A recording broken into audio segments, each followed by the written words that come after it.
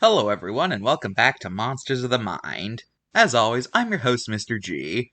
Well, this was a confusing creature to research, because this is one of those interpretable monsters. In fact, even its mere appearance is interpretable in some ways. What am I talking about? Well, you read the title. Today we're talking about the evil Persian being known as Azhi Dahaka. Azhi means serpent, while what Dahaka means is pretty debatable. And considering facts I'll talk about later, he was pretty evil. He lived in Iran and he comes from Persian mythology. As I said in the beginning, this creature is pretty, interpretable. Some places claim that it's a three-headed dragon with human-like attributes, while other sources paint him as a multi-headed man with snakes on his shoulder. Either way, Dahaka was said to have been one of the most evil beings to have ever lived, with some stories saying that he had committed every single sin in the Zoroastrian religion. According to texts, Dahaka ended up becoming king after the death of the previous ruler, Jamshid. Now, despite his evil nature, some texts actually paint this as a good thing, or at least a lesser of two evils scenario, because supposedly, if he didn't ascend, then the throne would have been taken over by a demon who would have brought about the end of the world. After ascending, he ruled for 100 years. Interestingly enough, Dahaka was never actually killed. Instead, one day, a man named Feridun tried attacking Dahaka with a mace, but when he did that, instead of bleeding, Dahaka's body started instead squirting out verminous animals like bugs and rats. In order to prevent widespread pestilence, he instead chained up Dahaka inside of a mountain, which most scholars believe is Mount Damavand in Iran. It is said that at the end of the world, he will become free and will kill a third of the population before meeting his end at the hands of the hero Harshop. Here's Vincent. Sometimes I have trouble sleeping at night knowing how many apocalyptic beings actually live in my world. Between this guy, Typhon, the giant wolf, the octopus-headed man. Honestly, I don't know.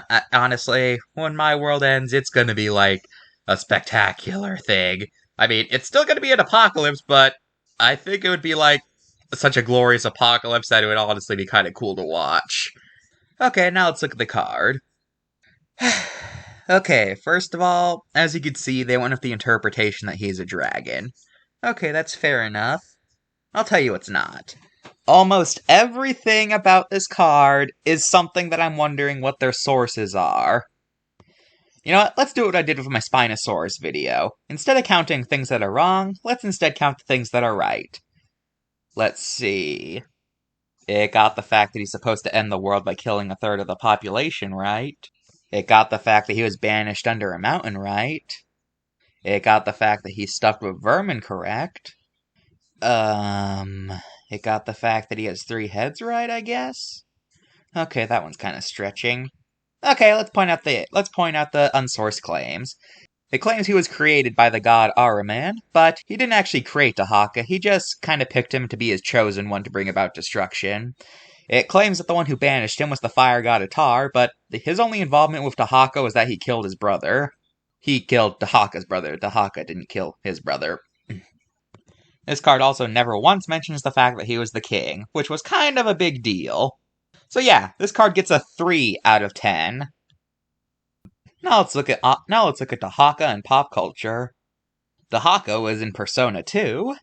Final Fantasy III on the Game Boy has a boss named Dahaka, who is most likely based on the Persian figure. The TV show Xena Warrior Princess has a monster called Dahak, who is presumably based off of him. In the Prince of Persia series, there's a monster known as Dahaka, who I guess is either based off him or has a similar name, but he has a completely different role. In this series, he's kind of like a time anomaly corrector being. I don't know, I've never played Prince of Persia, so correct me if I'm wrong. So, yeah. In fact, there's actually a lot of characters named after him, but since they're not monsters, I don't really count them. That's all for this episode of Monsters of the Mind. Next time, things might get a little green where we're going. We're going to Ireland. Bye!